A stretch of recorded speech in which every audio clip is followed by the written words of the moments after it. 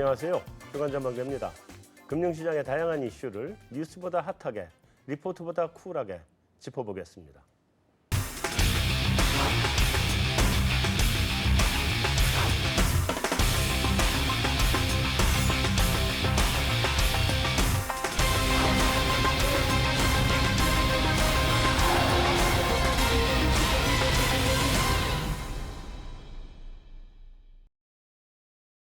안녕하세요. 네, 안녕하십니까. 안녕하세요. 네, 안녕하십니까. 네. 한번 좀 종합적으로 좀 한번 점검을 좀 하고 갔으면 좋겠다 이런 생각인데, 먼저 우리 그 집중 토크 들어가기 전에 지난주 시장이 좀 반응이 일시적으로 좀 뜨거웠죠. 우리 국내의 최모 씨 사태와 미국의 트모 씨 사태가 동시에 발생을 했는데 어느 게 영향을 미쳤던 거예요? 어느 쪽이에요? 일단 환율 쪽부터 환부터 말씀드리자면 사실 뭐 지난주에 시장이 그 뉴스에 어떻게 반응을 해야 될지 상당히 고심한 흔적은 있습니다. 네. 그래서 다른 통화보다는 달러원 환율이 조금 더 높은 수준을 유지하긴 했지만 네. 그 재료 때문에 이제 소위 달러 롱을 굉장히 적극적으로 가져가는 그런 세력은 없었지 않느냐. 일단 대외적으로 달러화를 비롯한 이제 외환시장 변동성이 워낙 크고 큰 재료들이 나오기 때문에 네. 일단 국내 재료는 미미한 영향을 주고 대외적인 재료에 좀 더 적극적으로 반영하는. 투시 재료가 더 컸다. 네, 그렇게 봐야 될 것 아, 같습니다. 그렇게 봐야 돼요? 네. 그럼 우리 외환시장 일단 기왕에 오랜만에 우리 외환시장 전문가를 우리 항상 여기 모셨었는데 요즘 잘 안 오셔가지고 오신 김에 네, 환시장 좀 중기 전망 어떻게 봐야 돼요? 중기 전망요. 네, 뭐 장기 전망은 물어보면 아무도 얘기 안 해주더라고. 네. 일단 올해 환율의 특징이라고 하면 원화가 이제 당초 예상보다는 달러 환율이 좀 레인지가 낮아졌다라고 이렇게 평가를 할 수 있을 것 같습니다. 좀 낮아졌죠. 네. 그 가장 큰 이유는 또 미국의 금리 인상이 지연됐던 그런 부분도 있고 네.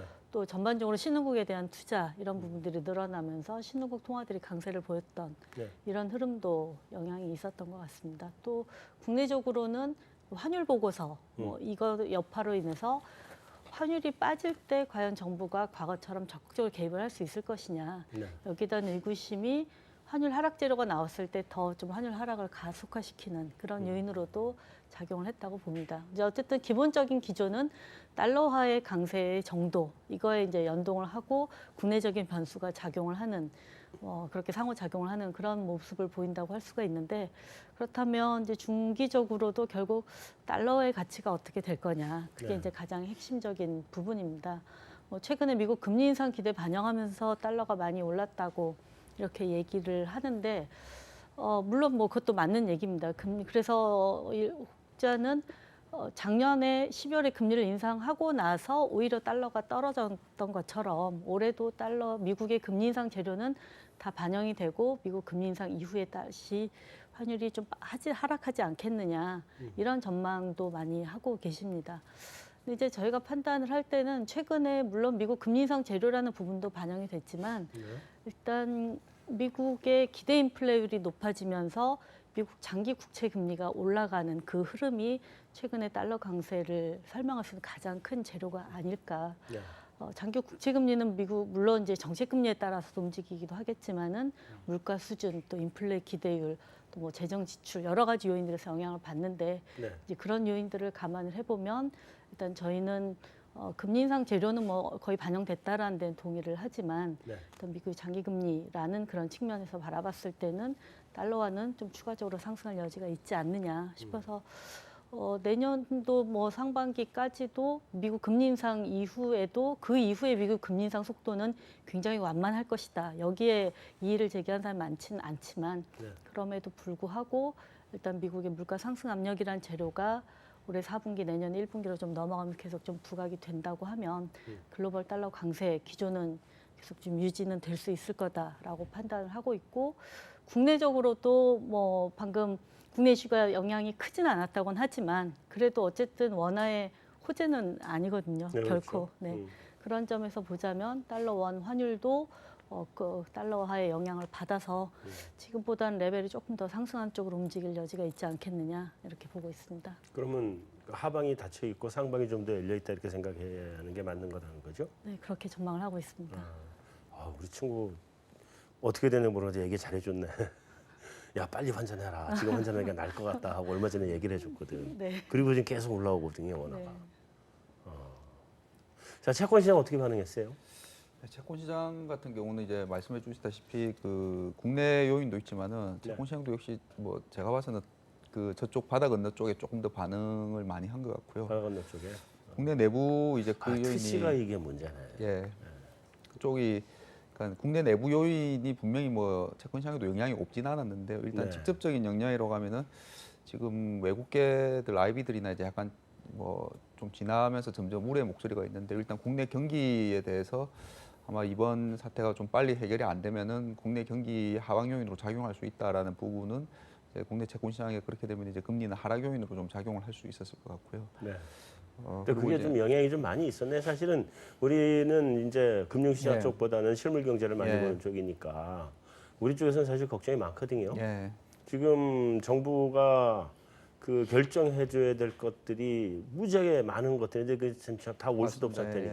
테니까 예. 경제 쪽에는 어떤 형태든지 이게 멍이 예. 안 들을 수가 없거든요. 일단 그 뭐 성장률 측면에서 지금 그 3분기 성장률까지는 이제 한 2.7 정도까지 잘 나와가지고요. 예. 네. 뭐 또 내용을 보면 사실 또 기저효과가 대부분이긴 한데 그렇죠. 어쨌든 뭐 2.7은 올해 나올 수 있겠다라는 전망들이 3분기 성장률 나오고 나서는 많았는데 네.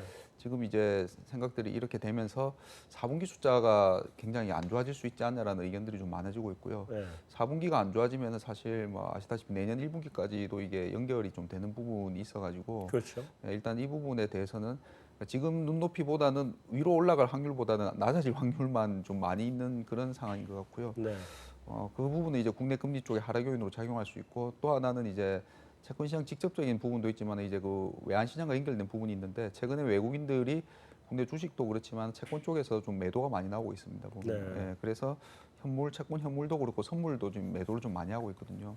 그럼 물론 채권을 예. 매도한다는 건 금리가 올라간다는 올라간 뜻인가요? 예. 그래서 금리 지난해 4분기도 금리가 좀 올랐고 올해 4분기도 좀 올랐습니다. 물론 지난해보다 약간 좀 빨리 지금 오르기 시작하고 있는데 네. 그 요인이 이제 뭐 지난해 4분기에도 이제 12월에 올리겠지라는 이런 부분이 금리를 올렸고 그러면서 아까 말씀해 주신 것처럼 달러가 강세로 가고 이러면서 외국인들이 일부 좀 빠져나가면서 금리도 오르고 그 외국인 선물도 매도가 있고 했는데 지금 뭐 정확하게 추정은 안 되지만은 국내에서도 아마 국내 그 사태가 외국인들한테 전혀 영향이 없지는 뭐 안 한 아마 전혀 뭐 외국인들이 이걸 신경 안 쓴다 이렇게는 지금 좀 보기는 어려운 상황인 것 그러니까 같습니다. 거버넌스 이슈를 거버넌스 리스크를 틀림없이 보겠죠. 네, 그리고 이제 만약에 이게 빨리 지나가 안 되고 심각해지면은 음.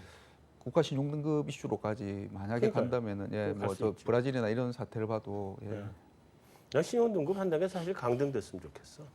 그게 우리 경제를 위해서는 사실 더 좋아요. 뭐 나쁘지 않은 정치인들은 모습이신데. 그거 가지고 자랑하는 이슈로 예. 삼는데 그게 우리한테 결코 좋은 것도 아니거든. 그러니까 굳이 뭐 트리플 A, 더블 A 갈 이유 뭐 있어요? 그냥 A 정도면 됐지. B로 가는 건 좀 문제지만 A 정도면 되죠. 난 사실 그래서 오늘 이 채권들이 모였으면 한번 토론을 한번 해보고 싶었는데 일단 잘하면 연내나 내년 연초에 우리 금리나 들어올 것 같아요. 네.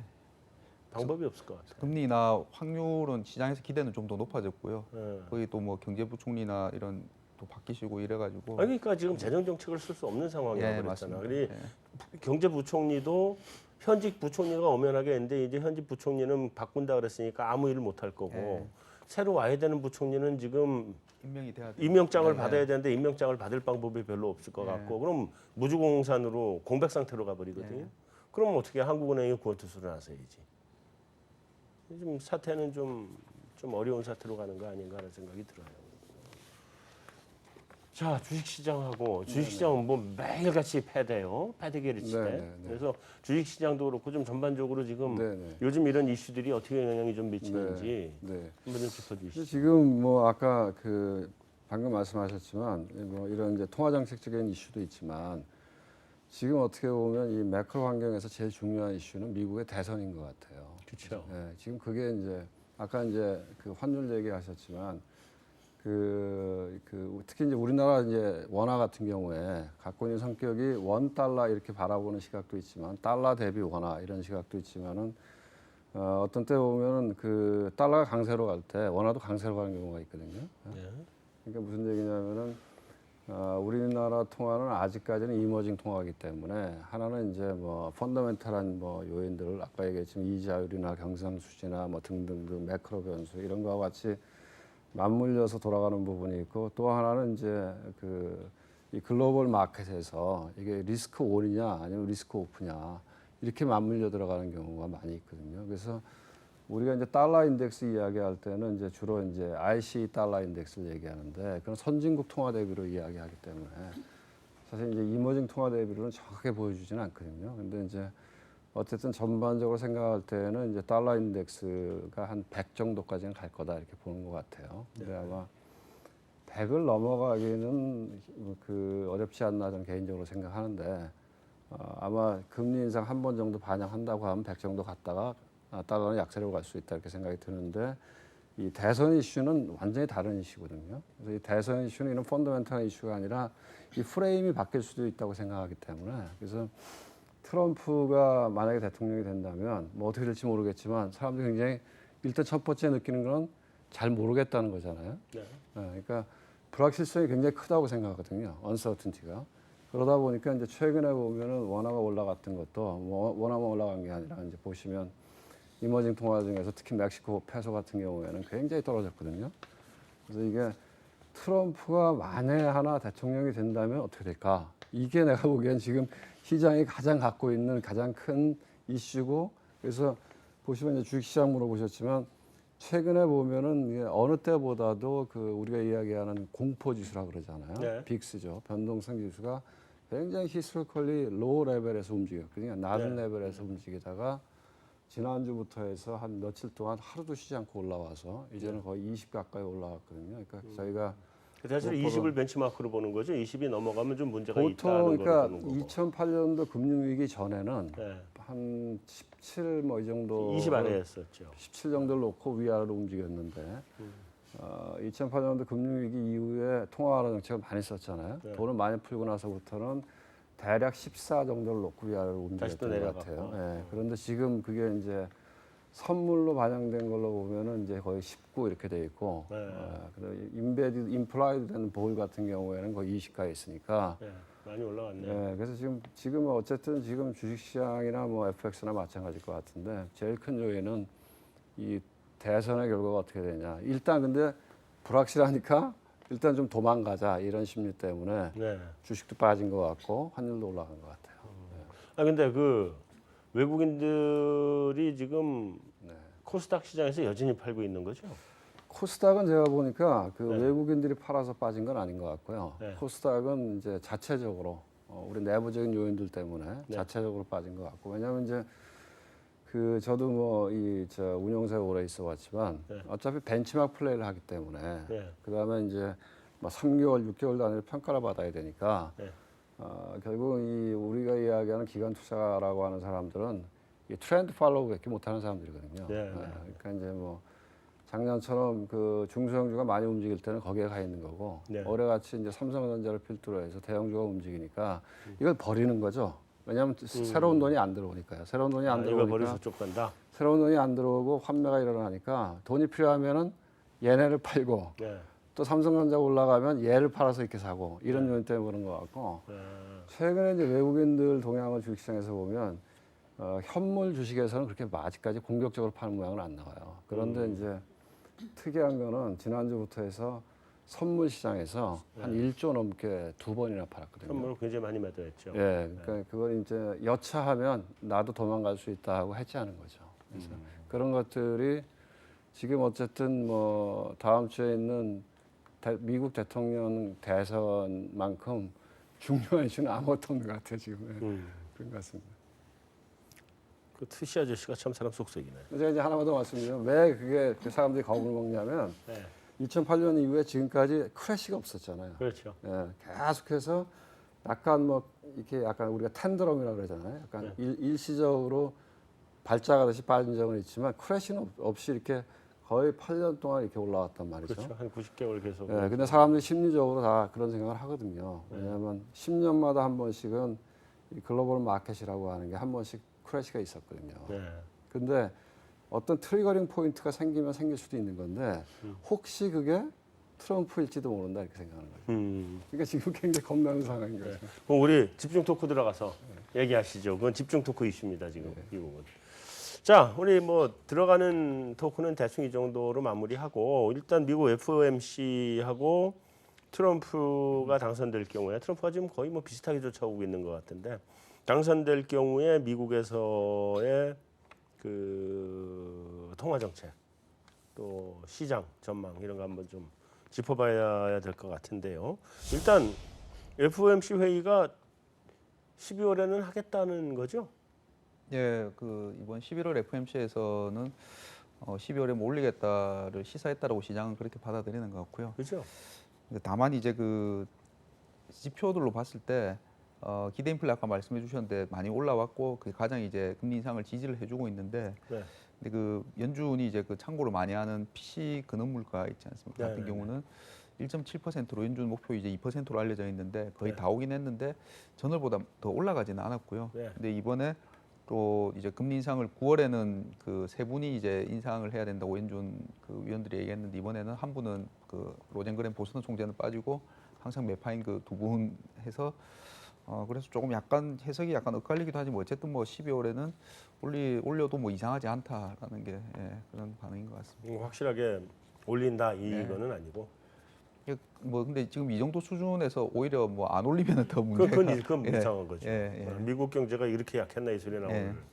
아니면 경기 꺾이나 예. 뭐 이런 생각을 하게 될 텐데. 작년 9월에 그랬죠. 작년 9월에. 예, 그러니까 작년에도 작년 9월에. 9월에 다 올릴 거야라고 했는데 안 올리고 10월 작년에 FOMC가 중간에 10월에 있었으니까 그렇죠. 그때 12월에 올리겠습니다 하고 그때부터 이제 또 시장 금리랑 달러 강해지고 진짜 12월에 올리는구나 하고 12월에 올리고 그러고는 다시 이제 금리랑 달러는 또 좀 빠지고요. 예. 작년 9월에 다 시장에 올릴 거라고 생각했는데 안 올려서 그렇죠. 거꾸로 시장은 막 빠지고 예. 그래서 리스크 오프는 더 커지고 막 이렇게 됐어요. 예. 연준이 보는 지표가 이제 물가 지표가 가장 중요하겠지만 현실적으로는 네. 시장에서 금리 인상을 얼마나 기대하고 있느냐. 그게 이제 굉장히 더 중요한 포인트라고 보는데 네. 최근에 그 기대가 뭐 7, 80%까지 올라와 있으니까 안 하면 정말 좀 리스크가 될 수 있는 거죠. 제가 보기엔 정상적인 상황이면 당연히 할 것 같은데 아까도 얘기했지만 트럼프가 된다면 모르는 거죠. 네, 지금 트럼프가 될 경우에는 금리 인상 시나리오가 어긋날 수 그 트럼프 얘기는 조금 이따 하시고 지금 FOMC가 동결하고 뭐 했어도 이번에 사실은 시장이 반응할 이슈는 없었죠. 다 예상하고 있었던 거 아닌가요 이번에? 이번에는 예상대로 뭐 이번에는 기자회견도 없고 네. 그다음에 문구의 변화만 조금 있는 거니까요. 그리고 사람들이 이번 달에 뭐 금리를 인상할 거라고 생각하는 사람은 아무도 없었으니까. 네. 왜냐하면 이제 잘 아시겠지만 금리 선물 시장에서 임베드된 임플라이드 된 확률이 있는데 그게 뭐 이번 20%도 안 됐으니까 이번 FOMC는 별로 뭐 이슈가 아니었죠. 아무것도. 그렇죠. 네. 네. 근데 요즘 계속 나오는 미국 그 지표들을 보면 좀 안 좋게 나오는 것 같아요. 고용 지표도 좀 안 좋게 나오고 원유 재고도 많이 줄지 않고 늘었고 지금 미국 지표들이 이렇게 좋게 나오는 것 같지 않던데? 좀 엇갈리는 모습들이 있고요. 네, 여전히 엇갈리는 건가요? 예. 그리고 좋게 나오는 것들도 있지만 말씀하시는 것처럼 예상치를 하회하는 지표들도 있고 네. 또 이제 뭐 금리가 최근에 시장 금리가 미리 반영해서 좀 올라가니까는 네. 부동산 이런 쪽은 오히려 좀 지표들이 안 좋게 나오기도 하고 네, 네. 그렇습니다. 근데 제가 느끼기에는 미국은 지표는 좋은 것 같아요. 그러니까 오히려 시장이 이제 그 지표만큼 못 따라가는 게 지금 좀 이상하다 이런 생각이 그래요? 들죠. 예, 지표는 제가 보기에는 어떻게 보면 우리가 이야기하는 주식하는 사람들이 제일 좋아하는 이 골디락스 지표거든요. 너무 아주 높지도 않고 낮지도 않고. 아주 좋지도 않고 조금씩 좋아지는 그런 모양인데 오히려 시장이 지금 이 반응을 못 하고 있는 게 이제 다른 요인이 큰 거죠. 시장이 반응을 못한다 그러시니까 그러는데 그 지금 사실은 대선 이슈가 다른 걸 다 집어삼켜 버리고 있는 거 아닌가요? 그래서 안전자산 쪽으로 좀 움직이고 있는 거 아닌가요? 지금 엔화나 이쪽에서 엔화 지금 다시 강세죠. 그렇죠. 지난주 105엔까지 갔다가 네. 다시 지금 102엔대로 떨어졌습니다. 100엔대로. 네. 혹시 두 자리는 안 가요? 일본에도 좀 두 자리로 좀 가가지고 네. 아베노미스 망했으면 좋겠다 이런 생각이 좀 있어서. 사실 올해 일본이 뭐 사수하고자 했던 레벨이 일단 100엔 레벨이었고 그렇죠. 100 지금까지는 사수하자. 뭐 성공을 한 상황으로 보여지고요. 네. 그다음에 사실 이제 브렉시트 이후에 했던 시장 반응하고 이번 대선 이후에 예상외의 결과가 나왔을 때 반응하고 이렇게 좀 비교해 볼 수 있는 좀 동질감이 있는데 네. 사실 그 당시에는 달러는 강세였습니다. 왜냐하면 그 유럽의 문제였고 영국의 문제였기 때문에 그렇죠. 파운드가 폭락하고 유로가 하락하는 그런 모습이었는데 이번에는 똑같이 리스크를 높일 수 있는 재료임에도 불구하고 또 미국 당사자의 문제이기 때문에 달러가 선진국 통화에 대해서는 약세를 보이는 그런 패턴이 예상이 되고 오늘 같은 경우는 전체적으로 달러가 모든 통화에 대해서 하락을 하긴 했는데 신흥국 통화는 조금 헷갈리는 것 같아요. 만약에 우리는 좀 마이너스. 우리는 어제까지 많이 올랐다가 오늘은 좀 그렇죠, 많이 오늘 좀 마이너스 밀렸거든요. 그래서 오늘은 전체적으로 달러 약세 분위기였고 어제까지는 신흥국에 대해서는 달러가 강세, 선진국에서는 약세 그렇게 좀 헷갈리는 모습이 나타나고 있습니다. 우리 원달러는 제가 보기에는 시장에서 어제 아마 갭이 있었던 것 같아요. 네. 네, 그래서 1,150원 하면 네.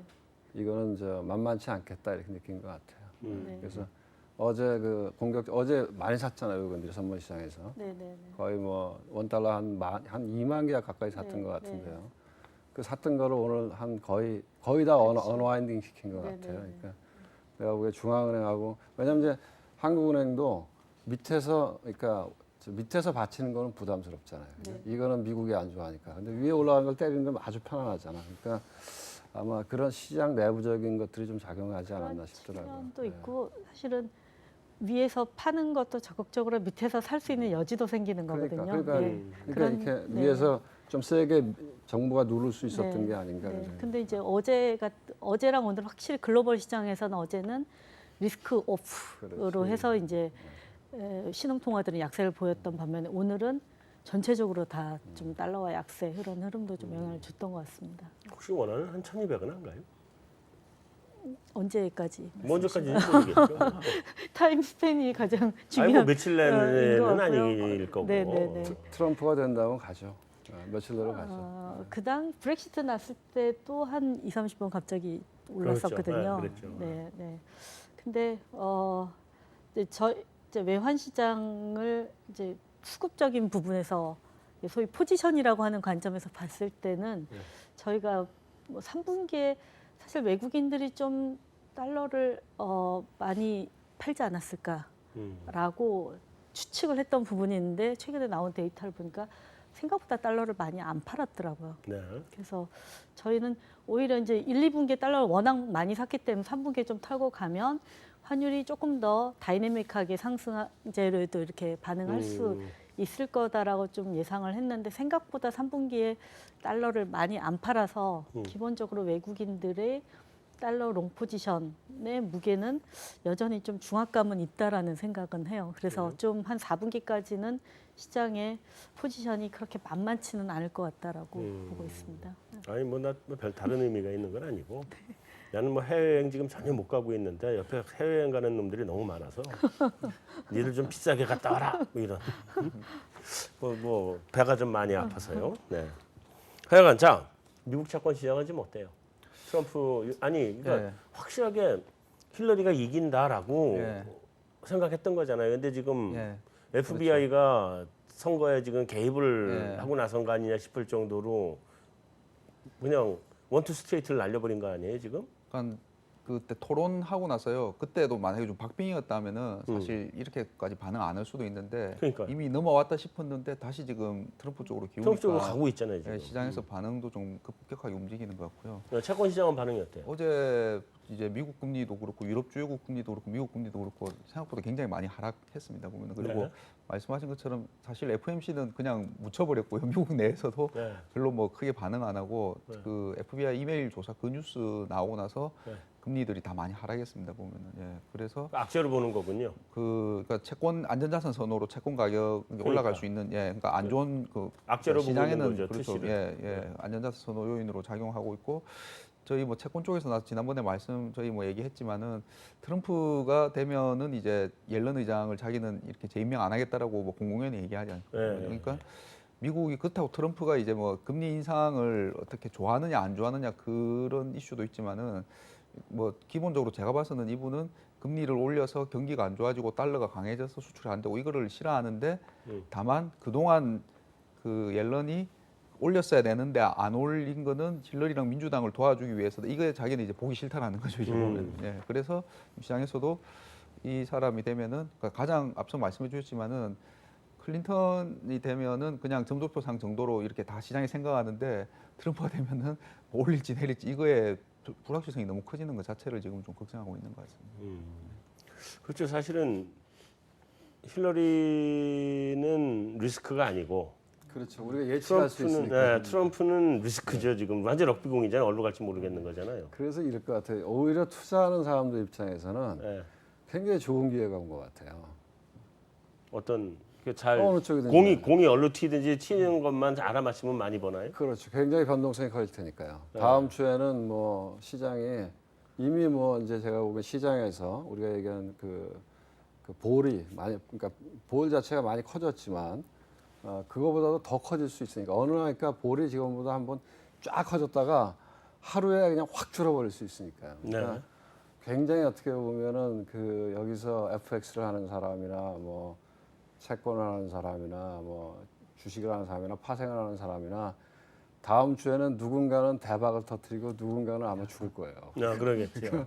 제가 보기에는 뭐 굉장히 익사이팅한 그런 것 같고요. 이런 것 같아요. 저는 개인적으로 그게 생각하기에는 대박인 사람은 익사이팅하고요. 네. 쪽박되는 사람은 하나도 익사이팅 안 하고요. 그게.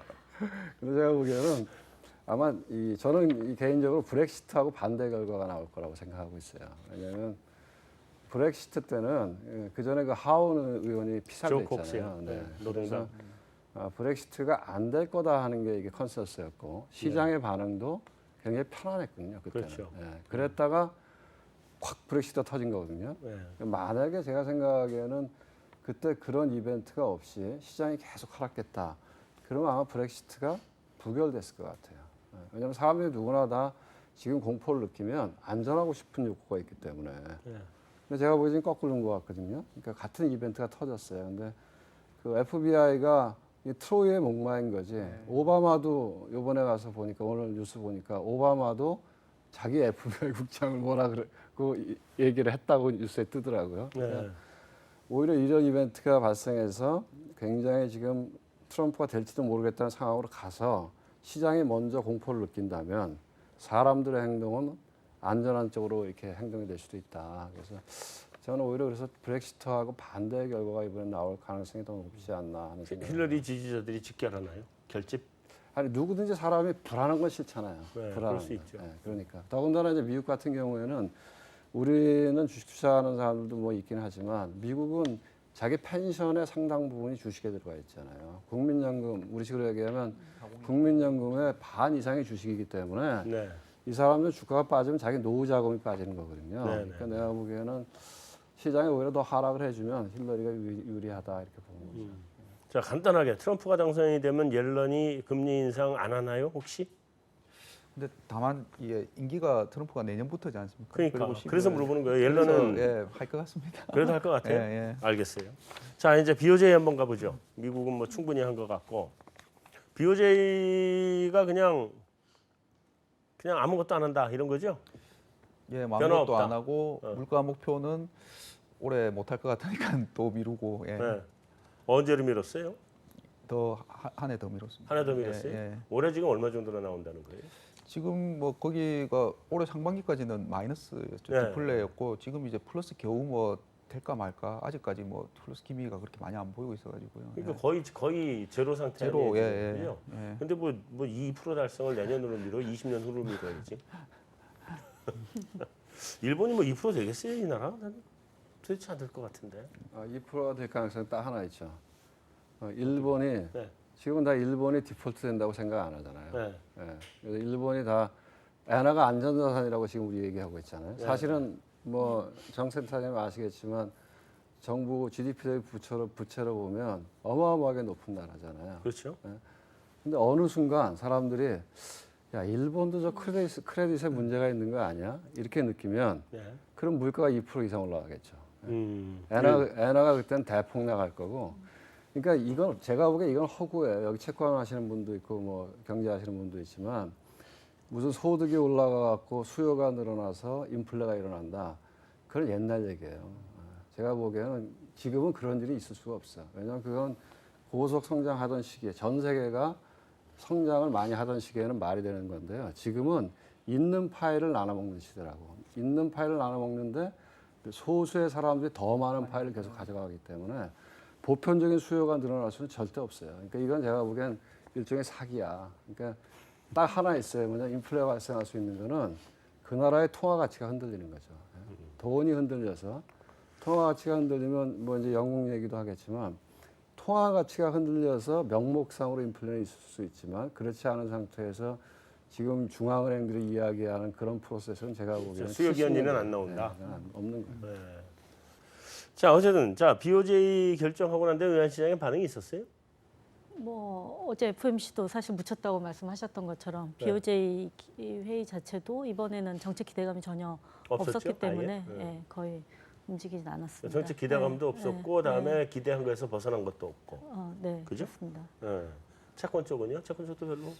예, 안 움직이고 아까 말씀해주신 것처럼 네. 그러니까 BOJ 입장에서는 그 마이너스 금리의 부작용하고 이제 살 국채가 없다는 게 가장 큰 문제였으니까 그렇죠. 그래서 10년물이 국채가 마이너스만 아니면 돼 이제 말씀해주신 것처럼 그게 가장 큰 목표였던 것 같고요. 0.1만 맞추면 되는 거잖아요. 예, 그래서 이제 이걸 하겠다라고 시장에서 미리 이제 좀 반응을 해서 10년물 금리가 한 0% 가까이 올라갔다가요. 네. BOJ 9월달에 발표하고 나서 지금 굉장히 평화롭게 옆으로 계속 기고 있습니다. 보면 마이너스 0.05 정도에서 기고 있고 채권 거래량도 많이 줄었어요. 그러니까 시장에서도 당분간은 그냥 이렇게 그냥 중앙은행하고 시장에서 그냥 여기서 합의점을 뭐 서로 접점을 찾자. 합의했다? 예, 그런 반응인 것 같습니다. 자 그러면 앞으로 통화 정책은 어떻게 가요? 제 어떻게들 생각에는 보세요? 뭐 이제 없으니까는 뭐 사기든 이제 어떻게 했겠죠. 뭐 쓸 방법이 없으니까요. 네. 그래서 이제 좋게 말하면 창조적이고 창의적인 일드 커브 컨트롤링을 내놨는데요. 네. 그래서 이제 일부에서는 이것도 계속 그렇게 가다가 이제 효과가 없어지면은 결국에는 헬리콥터 머니는 근데 할 수가 없으니까는 뭐 영부채를 이제 정부가 하면은 뭐 중앙은행이 사주는 형태라 이런 뭔가 또 새로운 그럴 방법을 찾지 않을까 싶은데. 근데 그게 뭐 구로다의 스승이 구로다한테 가르쳐 준 게 그거라며요. 마이너스 갔다가 예. 그다음에 일드 커브 컨트롤 하다가 예. 그것도 저것도 안 되면 그다음에 이제 돈 찍어라. 예, 헬리콥터 머니. 예. 세 가지를 순서대로 가르쳐 줬다는 거 아니에요. 그래서 첫째, 두 번째까지 나온 거 아니에요. 예. 지금 이 세 번째 거를 언젠가는 하긴 해야 예. 되지 않나 싶긴 한데 그걸 피해갈 수 있어요? 그거는 하게 되면은 네. 일단은 그 국제 그 시장에서 네. 대놓고 그걸 하면은 너무 파장이 크거나 소위 말하는 이제 좀 진짜 막장으로 가는 네. 그럴 수가 있기 때문에 네. 그걸 그대로는 못 할 것 같고요. 네. 형태를 뭔가 좀 바꾸는 방법을 찾지 않을까 아 근데 싶습니다. 헬리콥터 머니를 하면 어떻게 예. 시장에 돈을 뿌린다는 어떤 형태로 뿌린다는 그러니까 거예요? 사들일 채권 자체도 지금 없는데 채권이 어떤 형태로 없으니까는요. 되느냐? 그 지금은 재정부에서 발행을 하면은 그거를 유통시장에서 중앙은행이 사지 않습니까? 네. 보면은. 근데 네. 이거는 발행을 하면은 발행 발행 시장에서 시장에서 사요? 바로 중앙은행으로 바로 보내는 거죠. 그러면 재정부가 사주면은 그 돈이 다시 정부로 가면은 정부에서는- 정부가 그 돈을 가지고 뭐 인프라 투자에 직접 뿌리든지 아니면은 진짜 막장은 이제 개인들이나 기업이나 한테 돈 나눠주면서 쓰라고 이제 이렇게. 근데 예. 법적으로 제한되어 있는 나라가 많이 있죠. 예, 맞습니다. 다이렉트는 그래서 안 돼요. 이걸 예. 국제사 법적으로 제한이 돼 있기 때문에 네. 이제 하게 되면은 너무 이건 파장이 클 수 있기 때문에 제가 보기엔 이제 일본이 한다고 하면 영구채로 발행할 거예요. 예. 영구채. 정부에서 영구채를 발행하면 안 갚아도 되잖아요. 네. 그러니까 정부가 갖고 있는 부채를 화폐화시켜 버리는 거죠. 네. 그래서 아마 영구채 발행을 통해서 완쿠션 맥에서 들어가는 형태로 되지 않을까.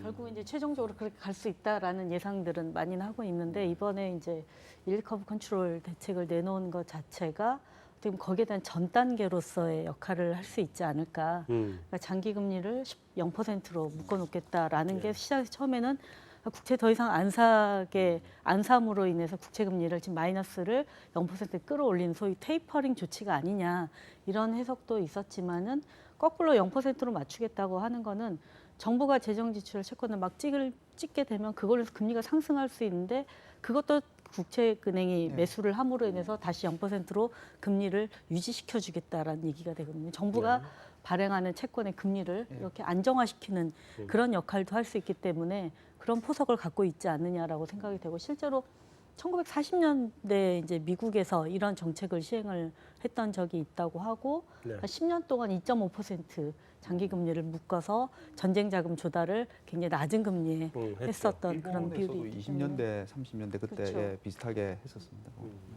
근데 이제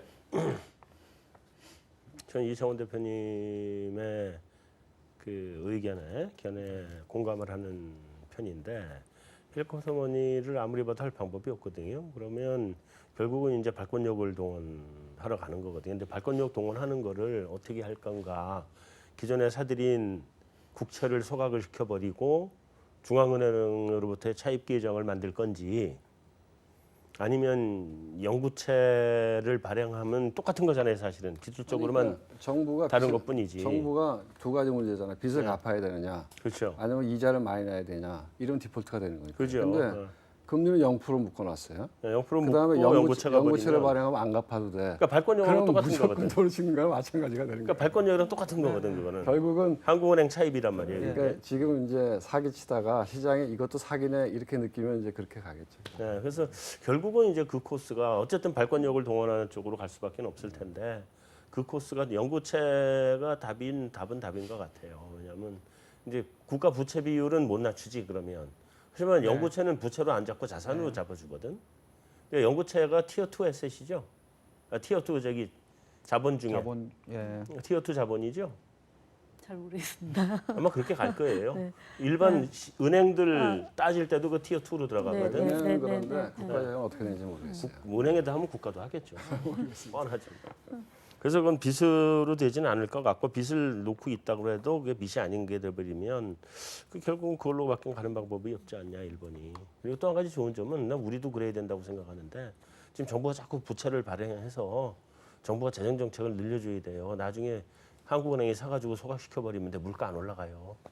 제발 물가 올라가라고 사줘야 돼 그때 가서. 지금 우리 정부는 재정 건전성을 너무 그게 금가옥조로 여기고 있어서 그러니까 우리 정부가 그게 사실은 우리가 그냥 97년도에 잠생활 외환위기를 겪었기 때문에 트라우마가 있는 거예요. 예. 아 근데 외환위기하고 정부 부채는 좀 다른 거잖아요. 외환위기는 근데 우리가 어쨌든 컨트리에 대한 크레딧 리스크라고 생각하면 다르지만 또 같은 그 거예요. 지표에 그러긴 대한 관리 그렇지. 의지는 굉장히 강한 것 같아요. 우리 정부가 좀 정신이 나간 정부라서 사실은 뭐 지금은 그래야 될 이유는 없어요. 뭐. 예, 없죠. 우리 달러만 많이 가지고 있으면 되는 문제인데. 어쨌든 다음 BOE로 넘어가서 BOE가 지금 진행이 되고 있을 것 같은데요. BOE는 금리 동결인가요? 내부에서 좀 예, 동결할 그러니까 이슈가 있는 게 뭐 이게 상황을 보면은 내려야 될 것 같기도 한데 제일 애매한 게 이전에 이제 영국 그 아시다시피 3분기 GDP가 나오는데 브렉시트 터지고 나서 나온 건데도 생각보다 나쁘지 않았다는 거죠. 그러니까 내리지 말자라는 쪽은 뭐 지표도 괜찮은데 좀 더 보자라는 의견도 있고요 보면요. 그리고 아까 말씀해 주셨다시피 지금 파운드가 약하게 되면서 그 물가도 막 요동치고 있고 뭐 그럴 가능성도 있고 한데 통화 정책 좀 더 보자라는 것 때문에 좀 내부에서 이렇게 엇갈리고 있어서 예 그러면 일단 동결 뭐 그런 간망이 많은 것 같습니다. 저는 동결할 거라고 봐요. 동결하고 아마 파운드도 여기서 조금 더 강세로 가야 되지 않나 이런 생각을 하고 있거든요. 네. 왜냐하면 브렉시트가 발생 안 했잖아요. 지금 브렉시트가 발생한 게 아니잖아요. 네. 브렉시트를 하겠다고 선언만 한 거잖아요. 네. 사실 영국은 지금 굉장히 좋은 상태죠. 왜냐하면 그 일본 같은 경우에는 온갖 사기를 여러 번 쳐갖고 겨우겨우 환율을 끌어내렸는데 영국은 뭐 가만히 있었는데 브렉시트 한 번 하는 바람에 사기도 안 치고 환율이 그냥 15%인가 확 절하됐잖아요. 네. 그리고 환율이 절하된 다음에 나오는 데이터들은 경제 데이터들은 좋게 나오고 있잖아요. 그러니까 이런 상태에서 또다시 금리를 인하를 해야 될 아무런 이유가 없을 것 같고 만약 금리 인하한다 그러면 내가 보기엔 미국이 안 좋아할 것 같아요. 굉장히 안 좋아할 것 같아요. 그래서 아마 지금은 동결하고 파운드도 약간 되돌려야 되지 않을까 그런 생각이 들어요. 그런데 파운드가 지금 저평가됐다는 주장이라며요. S&P에서 뭐 그랬다고 그러는 것 같던데. 저평가된 거 맞아요?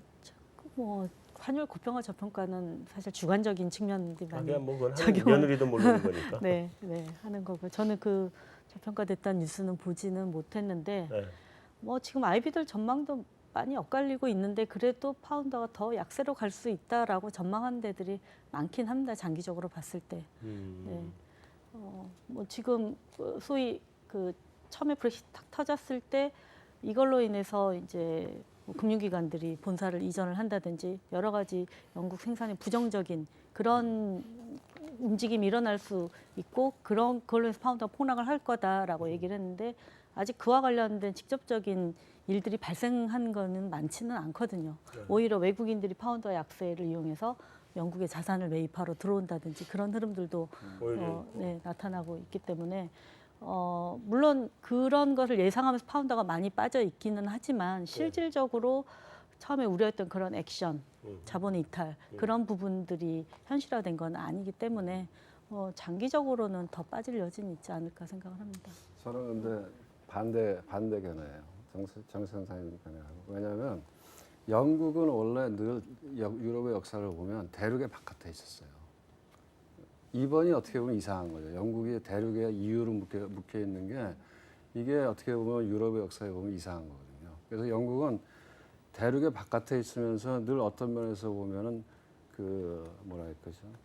그러니까 아비트리지를 통해서 혜택을 많이 받던 나라거든요. 그러니까 대륙에서는 못해. 독일에서는 안 되는데 런던에서는 돼.